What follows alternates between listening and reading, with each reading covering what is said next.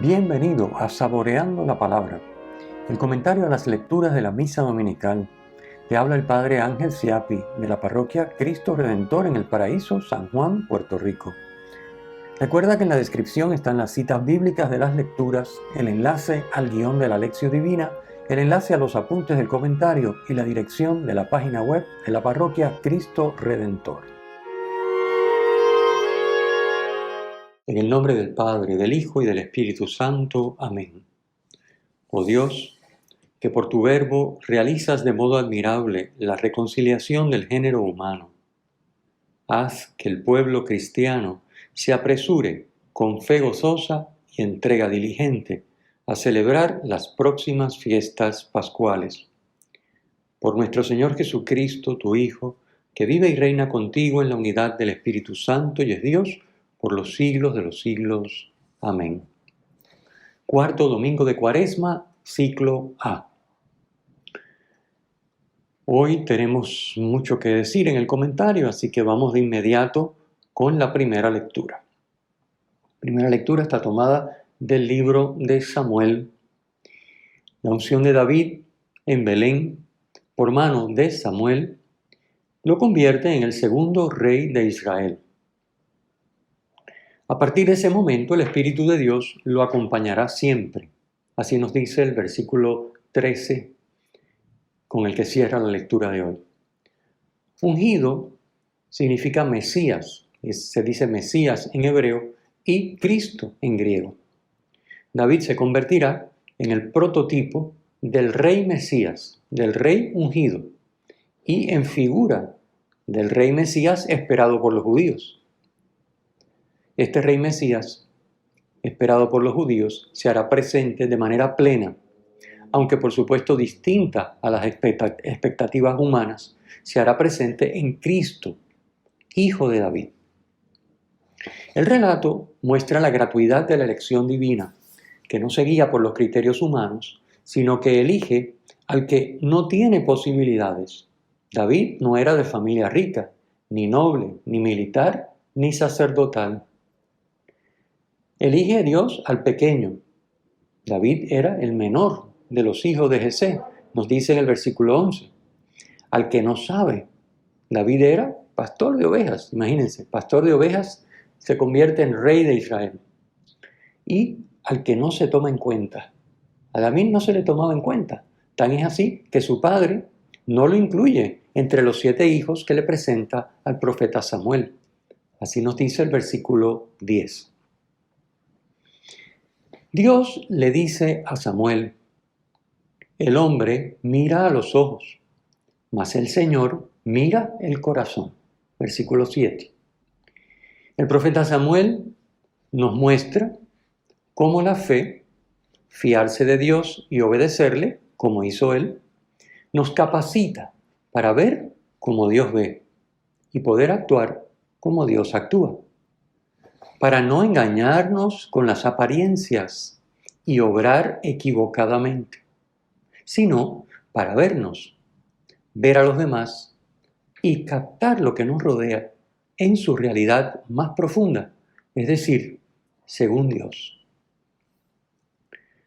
Segunda lectura, tomada de la carta a los Efesios. Como indicaremos en breve al comentar el Evangelio, la luz es símbolo de Dios, de su ser y obrar. Por el bautismo, los cristianos hemos recibido la vida divina. Hemos sido bautizados, que significa sumergidos en la Trinidad. Mediante la comunión con el Padre, por Cristo, luz del mundo, en el Espíritu Santo, hemos sido iluminados y a la vez enviados a iluminar. Por eso, al bautismo se le llama también iluminación. El Catecismo de la Iglesia Católica lo explica de esta manera. Habiendo recibido en el bautismo al Verbo, la luz verdadera que ilumina a todo hombre, el bautizado, tras haber sido iluminado, se convierte en hijo de la luz y en luz él mismo. Esto está en el número 1216 del Catecismo. El cristiano es hijo de la luz, que significa hijo de Dios, porque la luz es símbolo de Dios. Así que el cristiano es hijo de la luz, hijo de Dios, y es luz por el Señor. Así dice el versículo 8. O sea, participa de la vida divina, es luz por el Señor. No somos luz por nosotros mismos, sino que participamos de la vida divina. Esa vida divina que debe aparecer en nuestra vida humana, cuando realizamos las obras de la luz, entre las que se encuentran toda bondad, justicia y verdad, que son fruto de la luz. Así dice San Pablo en el versículo 9. Y también rechazando y denunciando las obras estériles de las tinieblas, versículo 11. O sea, todo lo que se opone a Dios y a su voluntad.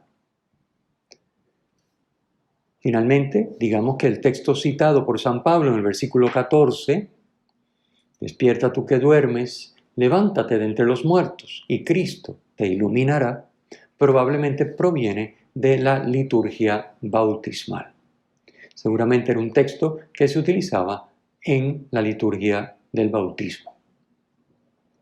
Pasemos entonces al Evangelio. Al igual que con el Evangelio de la Samaritana el domingo pasado, el de hoy también tiene dos niveles o planos. Dos niveles. El de la visión corporal y el de la visión del corazón.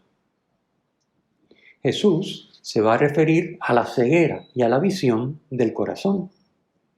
Y sus interlocutores hablan de la ceguera y la visión con los ojos del cuerpo. En el texto encontramos dos personajes principales junto con Jesús. Primero, un ciego de nacimiento, al que Jesús le da la vista corporal, con la que ahora puede conocerse y ver su entorno. Era ciego de nacimiento, así que nunca había visto nada. Y Jesús le da también la vista que proviene de la fe. Este hombre va a ser capaz de reconocer a Jesús como luz del mundo. El segundo personaje son las autoridades judías, en concreto los fariseos, como nos dice el versículo 13, a los que el evangelista se refiere como los judíos. Lo vemos en el versículo 18 y 22.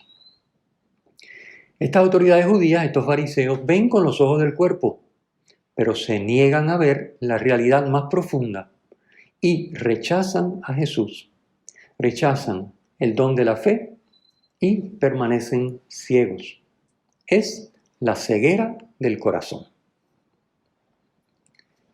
La luz es símbolo de Dios, de su ser y obrar. Por eso Jesús dice, soy la luz del mundo, versículo 5. Y el mismo evangelista Juan dirá en su primera carta, Dios es luz y en él no hay tiniebla alguna. Primera carta, capítulo 1, versículo 5. Lo opuesto, la oscuridad y las tinieblas, son símbolo de lo que es contrario a Dios y a su voluntad, del pecado en la vida del hombre y sus consecuencias. La luz que es Dios no la podemos obtener por nosotros mismos. Solo podemos recibirla como don. Para ello se requiere la fe, que es también un don de Dios. No hay otro modo de acabar con la oscuridad en nosotros y en el mundo que iluminándola con la luz que es Dios y que Él nos da si se lo permitimos por medio de la fe, una fe operante que se hace vida en la escucha de Jesús y la obediencia a su palabra. Obediencia que hace de toda nuestra vida un acto de adoración. Es la dinámica que se da con el ciego de nacimiento. La narración, pues, describe el camino de fe para llegar a Jesucristo.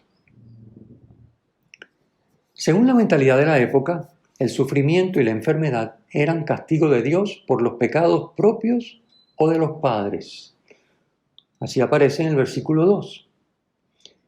Un castigo que era proporcional a la gravedad de la culpa. Todavía hoy día hay quienes piensan así y atribuyen los males a un castigo de Dios. Para Jesús, la ceguera de aquel hombre era la oportunidad para que Dios manifestara su gloria, para que se manifiesten en él las obras de Dios, dice el versículo 3, tanto en el plano natural como en el sobrenatural. Según lo que ya explicamos, la ceguera simboliza la situación natural del hombre incapaz de ver a Dios y su acción, y de captar quién es el hombre y cómo hacer para alcanzar la plenitud y felicidad que ansía. Así lo explica el Concilio Vaticano II. El misterio del hombre solo se esclarece en el misterio del Verbo encarnado. Cristo manifiesta plenamente el hombre al propio hombre y le descubre la sublimidad de su vocación. Esto lo encontramos en Gaudium et Spes número 22. Si alguien no le ayuda, el hombre ciego no puede salir de su situación. Lo mismo sucede con nosotros. Si alguien no nos ayuda, no podemos salir de su situación. Si Dios no toma la iniciativa, no podemos resolver. No somos capaces de ver. Por eso, Jesús, en el Evangelio de hoy, como siempre sucede con Dios, toma la iniciativa. Él no espera que el ciego le diga, estoy ciego, ayúdame. Él toma la iniciativa. Para que el hombre pueda ver con el corazón, hace falta una nueva creación, que solo puede ser obra de Dios. En Génesis, capítulo 2, versículo 7, Dios forma al hombre del polvo de la tierra y le sopla en su nariz aliento de vida para hacer de él un ser vivo. Hay un elemento material y otro espiritual. Jesús une tierra con su saliva, que para el judío era señal del Espíritu, como soplo solidificado.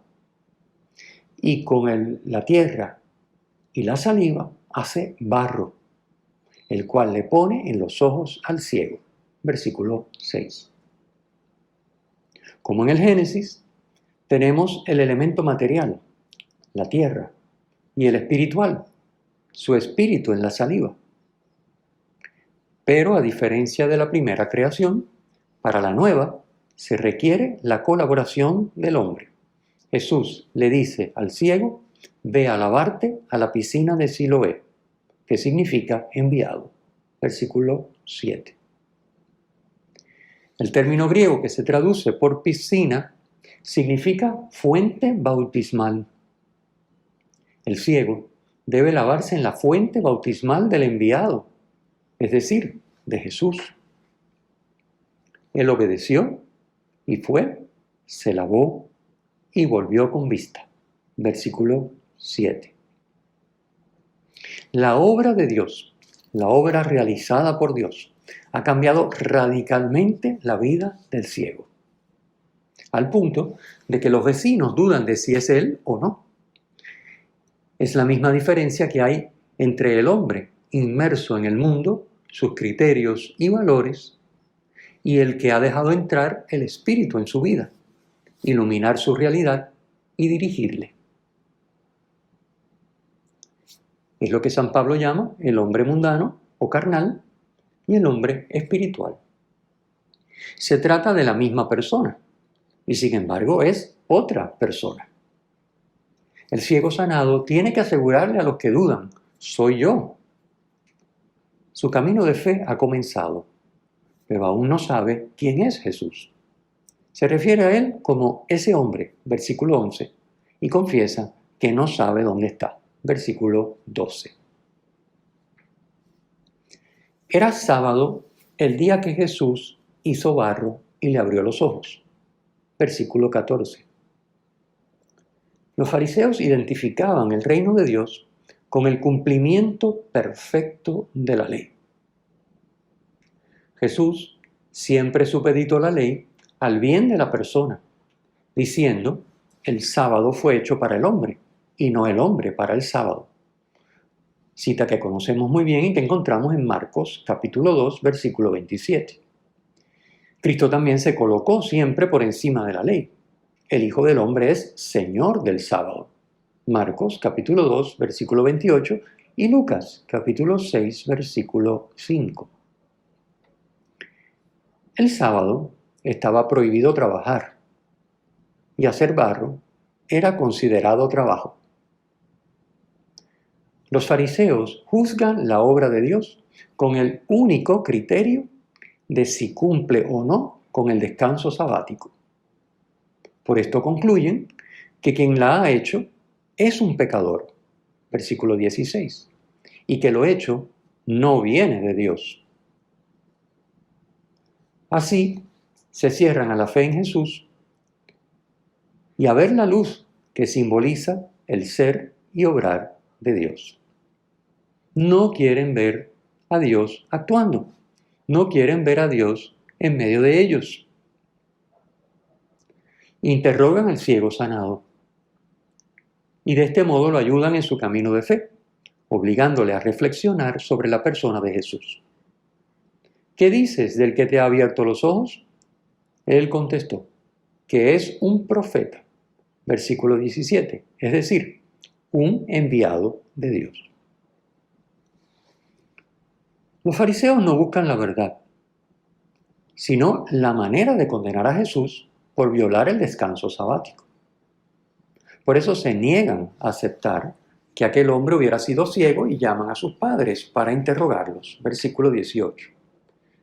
Los padres confirman que su hijo era ciego desde su nacimiento, pero se niegan a decir nada más, por miedo a ser marginados, pues como indica el evangelista, los judíos ya habían acordado excluir de la sinagoga a quien reconociera a Jesús por Mesías. Versículo 22. Ante la evidencia de que el ciego ha sido curado y ahora puede ver, los fariseos lo interrogan por segunda vez. Obstinados en su postura, le piden un imposible. Le dicen, da gloria a Dios. Nosotros sabemos que ese hombre es un pecador. Versículo 24. Es decir, le piden que reconozca la acción del poder de Dios, es lo que significa da gloria, y que a la vez niegue que es obra de Dios, porque proviene de un pecador. Es un absurdo, es imposible. Su respuesta pone en evidencia la mala fe de los fariseos, porque todo judío sabe que Dios no escucha a los pecadores, sino al que es piadoso y hace su voluntad. Así responde el ciego sanado en el versículo 31. Por lo que, aunque los fariseos lo nieguen, el que lo sanó proviene de Dios y lo hizo con el poder de Dios. Así ratifica en el versículo 33, diciendo, si éste no viniera de Dios, no tendría ningún poder. Ante estas respuestas, recurren al ataque a la persona, al ataque personal, para descalificar los argumentos del ciego sanado. La lógica que emplean es esta, puesto que nació ciego. Y, según la mentalidad de la época, esto era un castigo por un pecado, el ciego nació en pecado. Y por tanto lo que dice no tiene ningún valor. Esto está en el versículo 34. Y acto seguido lo expulsan de la sinagoga. El ciego sanado queda marginado religiosa y socialmente. Jesús entonces acoge al expulsado, lo busca para llevarlo a la plenitud de la fe, a reconocerlo como Hijo del Hombre, versículo 35. La expresión Hijo del Hombre está tomada de Daniel capítulo 7, versículo 13, y forma parte de la visión de Daniel sobre las 4 bestias. El Hijo del Hombre es la antítesis de las bestias.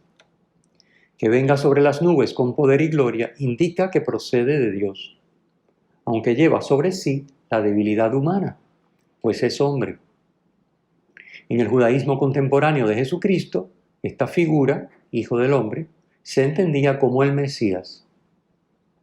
Y Jesús se aplica a sí mismo este título. El ciego sanado manifiesta su fe en Cristo con palabras: creo, Señor, versículo 38a, y con la postración, versículo 38b, que es un gesto de adoración, confesando así la condición divina de Jesús. Ante la luz, símbolo de Cristo, solo caben dos posibilidades: dejarse iluminar, que simboliza la salvación, o bloquearla para permanecer en la oscuridad, que simboliza la condenación. Jesús no ha sido enviado al mundo para condenarlo, sino para salvarlo. La condenación proviene del rechazo a dejarse iluminar por Cristo, luz del mundo. Esta es la actitud de los fariseos, mientras que el ciego sanado ha acogido por la fe a Jesús como Dios. La presencia de Jesús hace que los que no ven, vean, y los que ven, se queden ciegos. Versículo 39. Los que se dejan iluminar por Cristo, ven. Es lo que sucede con el ciego de nacimiento en el plano natural y en el sobrenatural. Y los que no se dejan iluminar por Cristo, se quedan ciegos. Es lo que ocurre con los fariseos, que aunque en el plano natural ven, se quedan ciegos en el plano sobrenatural. Los fariseos acusaron a Jesús de ser un pecador por curar al ciego un sábado. Y ahora Jesús les responde que son ellos los que están en pecados, porque dicen que ven y rechazan la luz. Si reconocieran que no ven, si estuvieran ciegos, versículo 41, no tendrían pecado. Estarían en condición de dejarse iluminar por Cristo. El relato comenzó con los discípulos expresando que la ceguera física era sinónimo de estar en pecado, versículo 2, y concluye con Jesús demostrando que son cosas distintas, versículo 41. El ciego de nacimiento estaba ciego, pero no en pecado. Los fariseos no son ciegos, pero están en pecado. Ante Jesús, cada uno de nosotros tiene que tomar la decisión de dejarse iluminar por Él o permanecer ciego de nacimiento. Dejarnos dar la vista para ver y actuar como Dios, o seguir viendo y actuando a la manera humana, con los valores y criterios del mundo. No basta con haber recibido la iniciación cristiana, con asistir a la misa dominical, con realizar alguna obra de misericordia con el necesitado y con tratar de no hacerle mal a nadie. Dejarnos iluminar es dejarnos dar una fe que se hace vida en la escucha de Jesús y la obediencia a su palabra. Obediencia que hace de toda nuestra vida un acto de adoración. El Señor esté con ustedes y con tu espíritu. La bendición de Dios Todopoderoso, Padre, Hijo y Espíritu Santo, descienda sobre ustedes y les acompañe siempre. Amén. Si te ha gustado, usa el enlace para compartirlo con tus amigos.